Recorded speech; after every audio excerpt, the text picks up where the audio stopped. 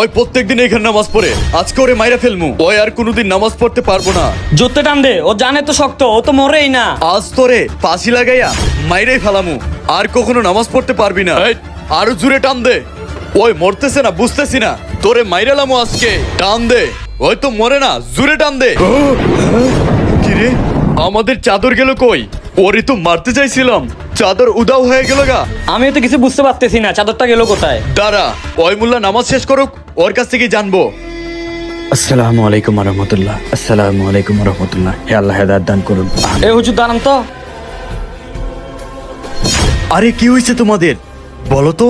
হুজুর, আপনি নামাজ পড়া অবস্থায় আমরা চাদর দিয়া আপনাকে মেরে ফেলতে চাইছিলাম, কিন্তু চাদরটা উদাও হয়ে গেল, কিছুই বুঝতেছি না। ও, বুঝতে পেরেছি, তোমরা আমাকে নামাজে থাকাকালীন মেরে ফেলতে চাইছিলে।